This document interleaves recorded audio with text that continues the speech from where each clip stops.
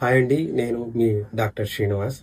ఎప్పుడైనా కానీ మీ urine pass చేసినప్పుడు ఫోమ్ అనేది ఉంటుందా అని మీరు ఎప్పుడైనా అబ్జర్వ్ చేశారా? ఏంటి సార్ మీరు ఏదో మాట్లాడుతున్నారు అనుకుంటున్నారా? నిజమండి. నార్మల్గా యూరిన్ పాస్ చేసినప్పుడు ఏంటంటే ఫోమ్ అనేది నురగలు అనేటివి కామన్గా ఉంటాయి. కానీ అలా కాకుండా బబుల్స్ అనేటివి ఫామ్ అయ్యి ఎక్కువసేపు మీ యూరిన్ పాస్ చేసిన తర్వాత కూడా అలానే ఉన్నాయి అంటే దాని అర్థం ఏంటంటే మీ యూరిన్ అనేది మీతో ఏదో తెలియజేయాలనుకుంటుంది.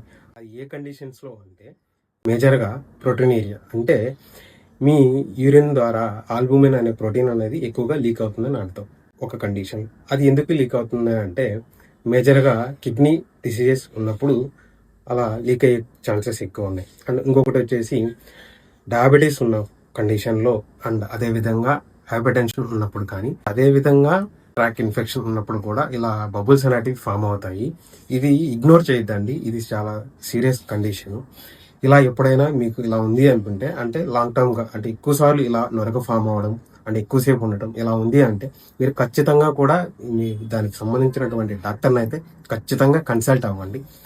అండ్ కన్సల్ట్ అయ్యి ట్రీట్మెంట్ అయితే తీసుకోండి. ఇగ్నోర్ చేయొద్దండి. మరిన్ని వీడియోల కోసం అయితే మన పేజ్ని అయితే తప్పకుండా ఫాలో అవ్వండి.